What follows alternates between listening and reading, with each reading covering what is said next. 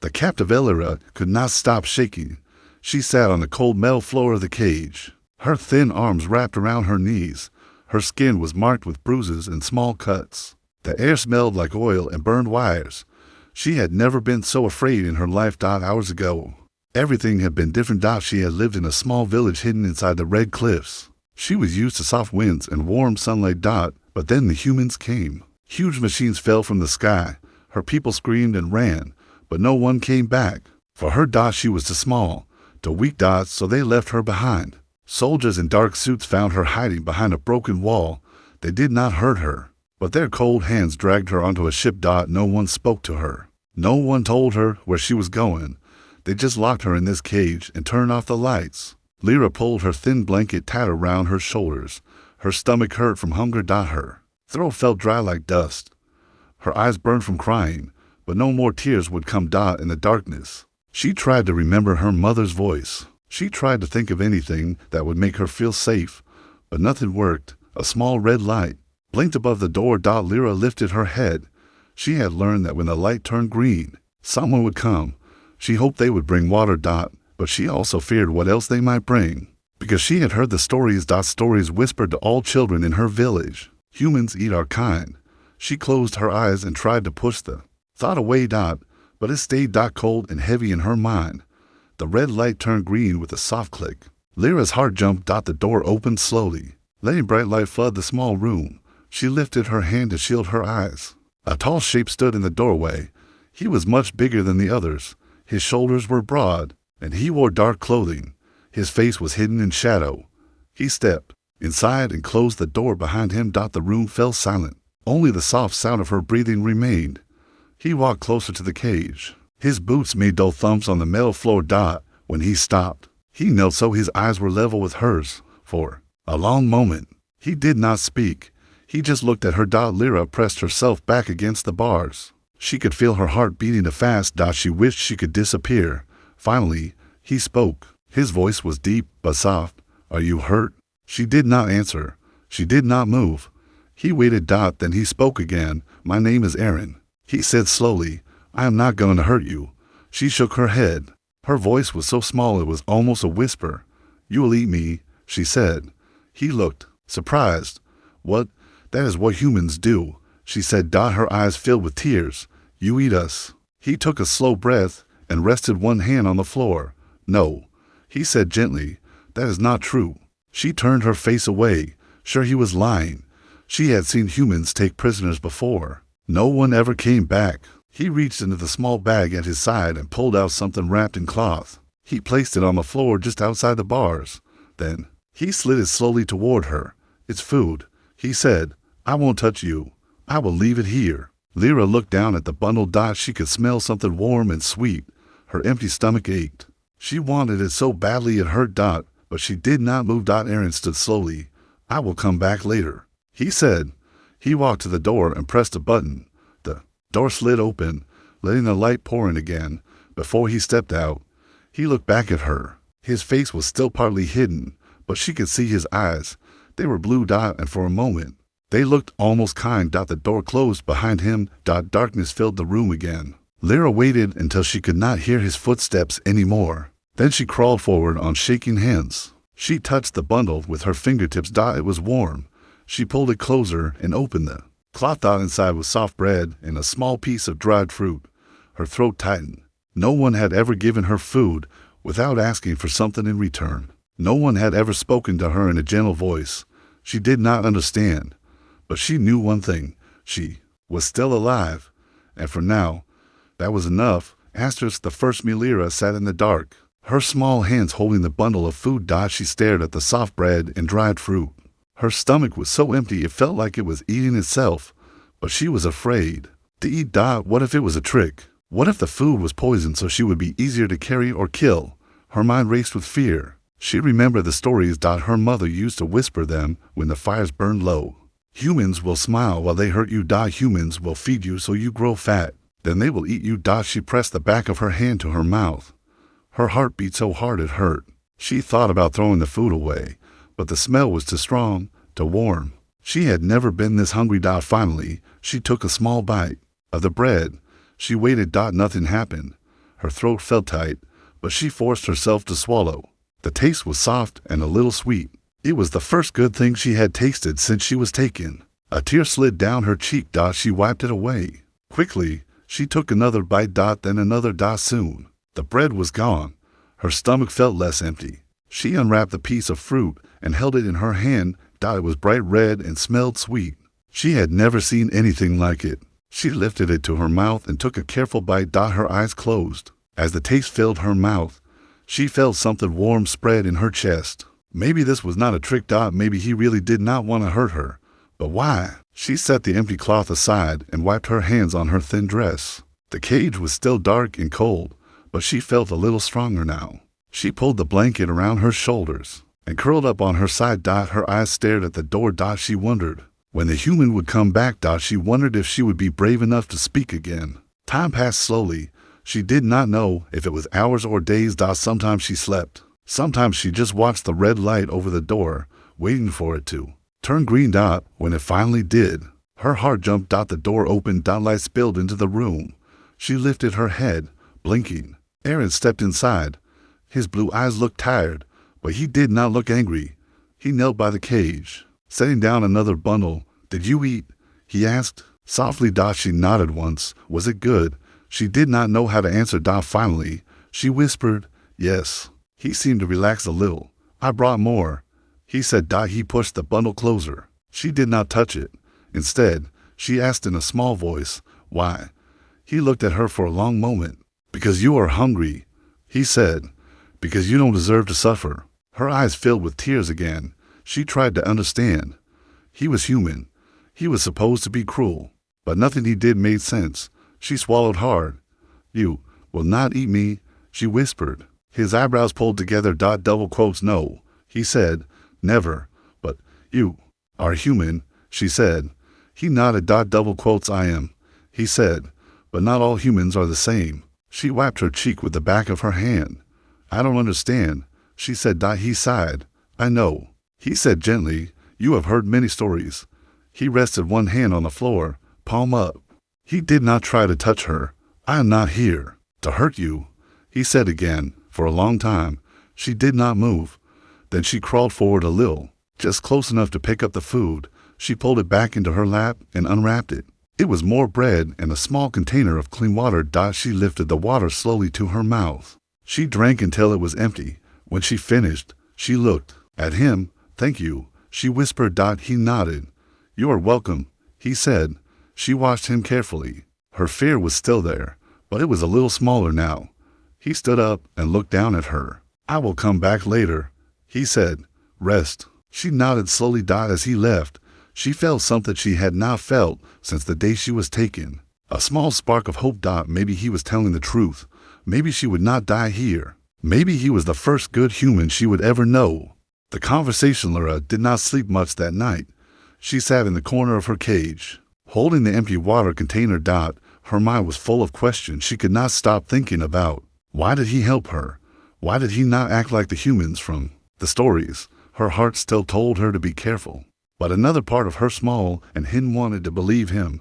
The next morning, the red light above the door turned green again. She felt her chest tighten. She pulled her blanket around her shoulders and waited. The door opened. Aaron stepped inside, carrying a small metal box. His blue eyes met hers, and he gave a short nod. "Good morning," he said softly. She did not answer. She watched every move he made. He knelt by the cage and set the box on the floor. "I brought medicine," he said. "Medicine?" she asked in a thin voice. He nodded. "For your cuts," he said. "It will help them heal." She did not move. She remembered other humans in the past, how they promised kindness before they hurt someone. Her hands gripped the blanket tighter. "Why?" she whispered. He looked at her, his face calm. "Because you are hurt," he said. "I don't want you to be in pain." He opened the box slowly and took out a small tube. He held it up so she could see. "It's only medicine," he said.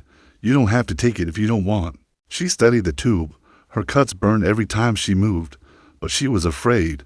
"Will it make me sleep?" she asked. "No," he said quietly. "It will just help you heal." She took a slow breath. "Leave it there," she said, pointing to the floor by the bars.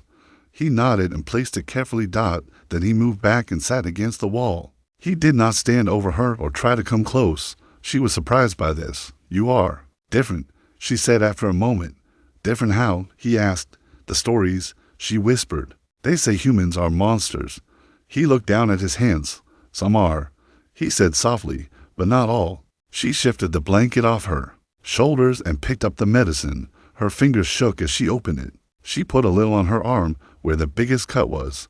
The cream felt cool against her skin. It did not burn. She looked up at him, waiting for something bad to happen, but he only watched her, quiet and patient. Does it help? He asked.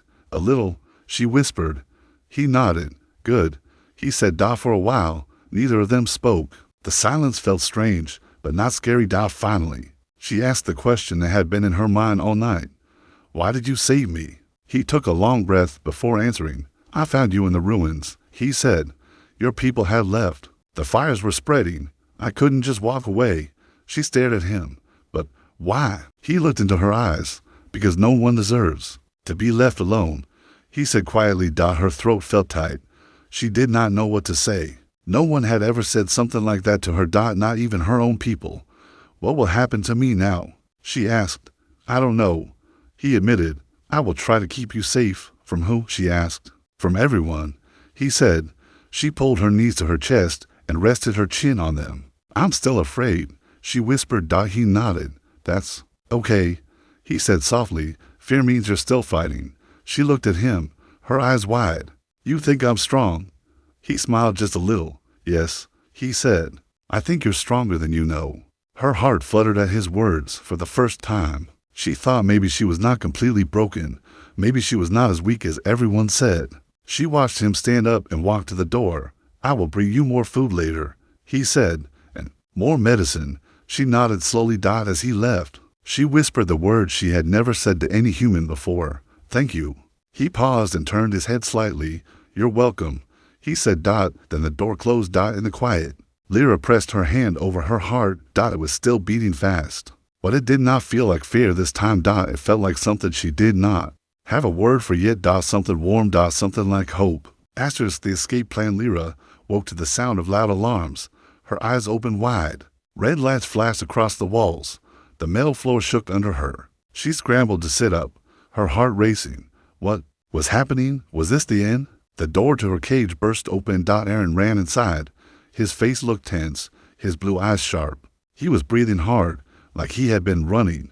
Lyra, he said, his voice urgent. We have to go. She pressed her back to the cage wall. What's happening? She whispered. The enemy is here, he said. They found this base. She shook her head. I can't, she said. You can, he said firmly. He reached for the lock on her cage. The door clicked open. He knelt down and held out his hand. Please, he said softly. Come with me. Her hands trembled. If I leave, they'll kill me, she whispered. If you stay, you'll die, he said. His eyes locked with hers. I promise to keep you safe. She swallowed hard. For a moment, she still did not move. Then, slowly, she reached out and put her hand in his. He helped her to her feet. Her legs felt weak, like they might collapse. He slipped his arm around her back to hold her steady. I'm sorry, she said, her voice shaking. For what? For being so afraid, she whispered. There is nothing wrong with fear, he said. It means you care if you live. Alarms blared louder. Somewhere down the hall, heavy footsteps pounded the floor. Aaron turned toward the sound. He pulled a small device from his belt and pressed it into her hand. Hold this, he said. She looked down. It was a silver disc. No, bigger than her palm. What is it? A beacon, he said. If we are separated, press the center. My people will find you. Her throat felt tight. Your people will kill me, she whispered. No, he said. I'll tell them you are under my protection. He guided her to the door. Stay behind me, he said. She nodded, though her body still shook. He stepped into the hall first. She followed, clutching the beacon. The hallway was filled with red lights. Smoke drifted through the air. She coughed as it burned her throat. They moved fast, staying close to the wall. Every sound made Lyra jump. She had never been so sure she would die. But every time she faltered, Aaron's hand on her arm kept her moving just a little farther. He said, Where are we going? She asked. To the escape tunnels. He said, we'll be safe there. A loud voice echoed through the hall. Secure the prisoners. Lyra's heart nearly stopped. She pressed herself closer to Aaron. They will catch us, she whispered. Not if we keep moving, he said.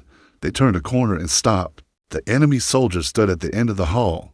Their armor was black, faces hidden behind masks. They raised their weapons. Aaron pushed Lyra behind a crate and fired his blaster. Blue bolts of energy flashed across the hall. The soldiers fired back. Sparks flew as blasts hit the walls. Lyra covered her ears and squeezed. Her eyes shut. The fight ended as quickly as it began. When she opened her eyes, the soldiers were on the floor. Aaron turned to her, his face hard but calm. Come on, he said. She crawled out from behind the crate. He took her hand again. She did not pull away this time. They ran down the next hall. The floor shook under their feet. Alarms turned into a long, rising siren. What does that mean? She asked. Self-destruct, he said. The base is going to explode. Her breath caught. Then why did you come back for me? He stopped and looked at her, eyes clear. Because you are worth saving, he said. She felt tears fill her eyes. No one had ever said those words to her. Not her family. Not her people. Only this human. She nodded, her voice too small to speak. Let's go, he said. They turned the last corner. At the end of the hall, a metal hatch waited. Aaron reached it and pulled a lever. The door slid open, showing a narrow tunnel lit by pale lights. Inside, he said. She climbed through first. He followed, sealing the hatch behind them. The sirens grew muffled. For the first time since she was taken, Lyra felt a spark of hope. Maybe she would live. Maybe this human was not her enemy. Maybe he was her only chance to be free. The hidden valet tunnel was narrow and cold. Small lights in the ceiling flickered as Aaron led Lyra forward. She held the silver beacon tight against her chest.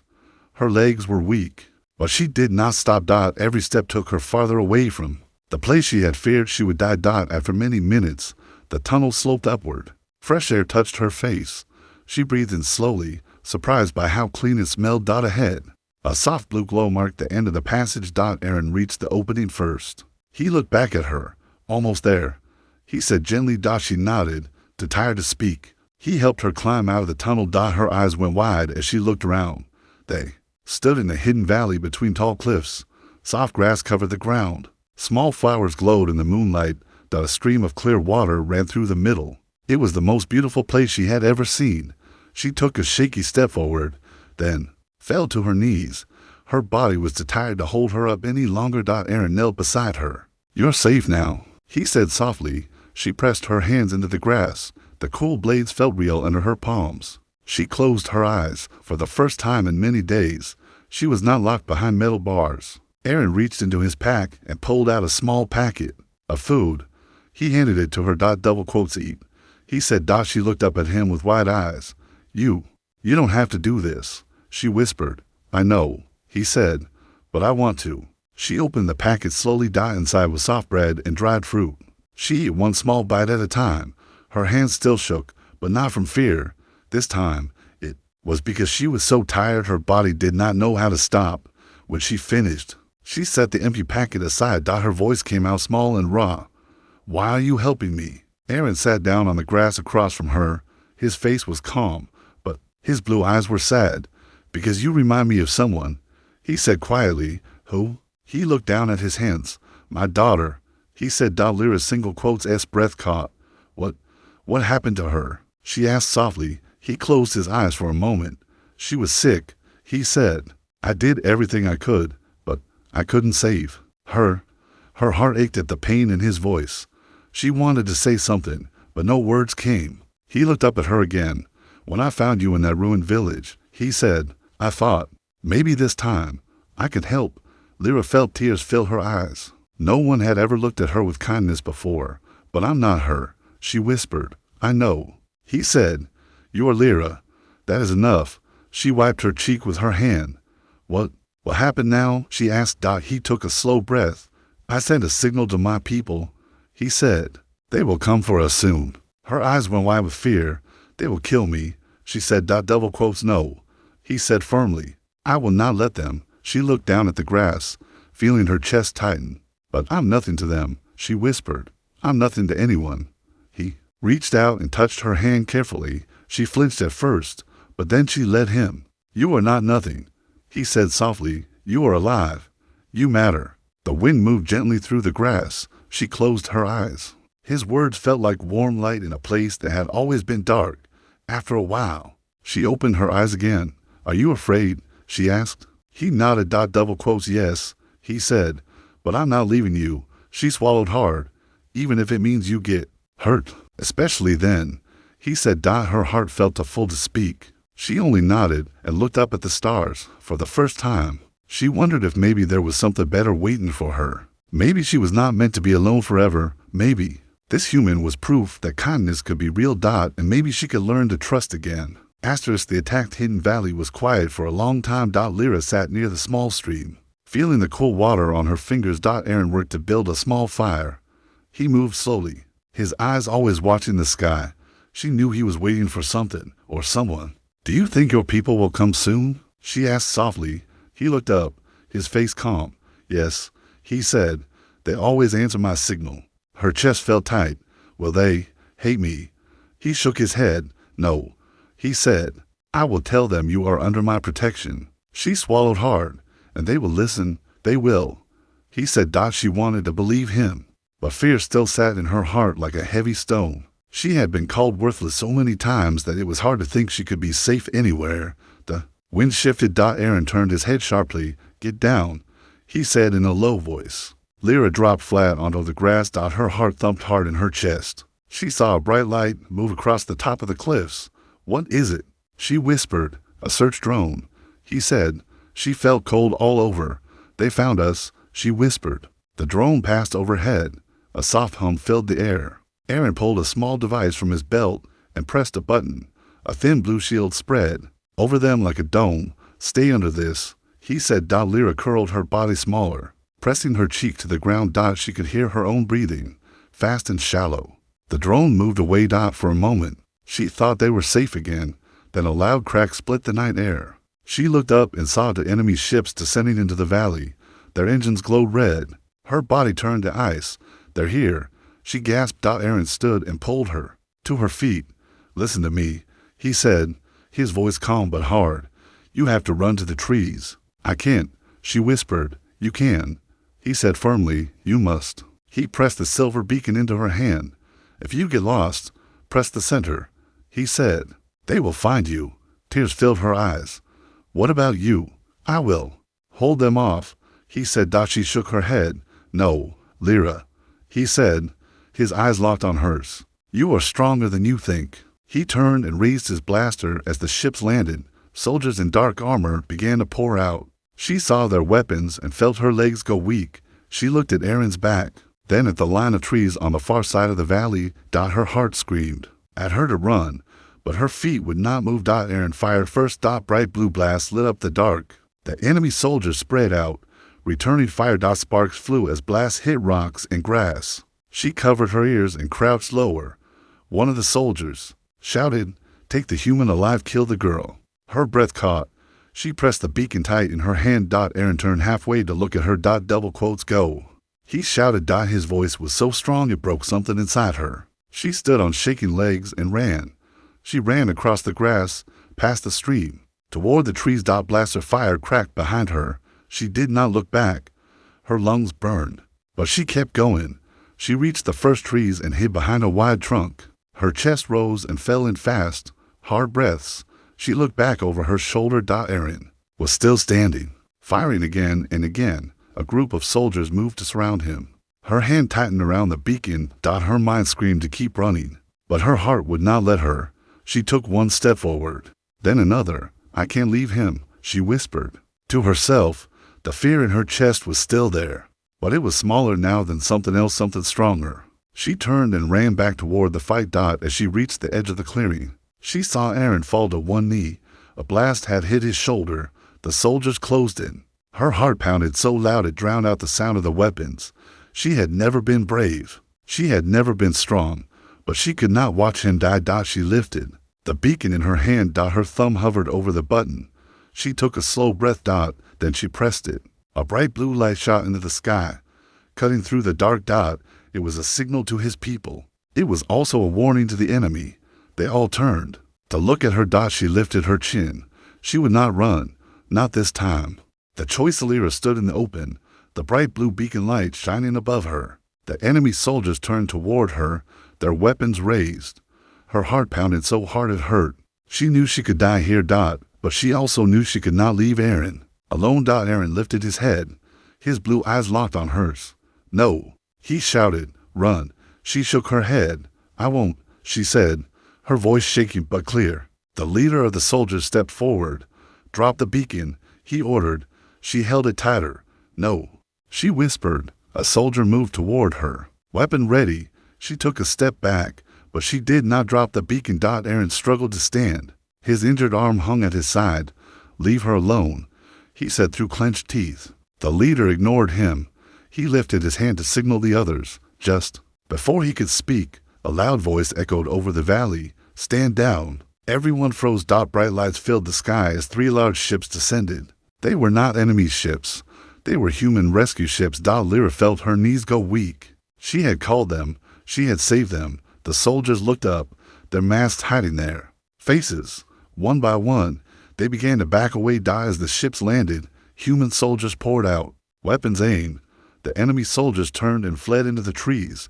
Within moments, the valley was quiet again. Aaron sank back to his knees, breathing hard. Lyra ran to him, dropping the beacon in the grass. She knelt and touched his uninjured shoulder. You're alive, she whispered. He looked at her with tired eyes. Because of you, he said softly. One of the human soldiers approached them. He was tall, wearing dark blue armor. He looked at Aaron first. Captain, he said, saluting. Aaron nodded weakly. Secure the area, he said, and help her. The soldier turned to Lyra. His voice was calm, but gentle. You're safe now, he said.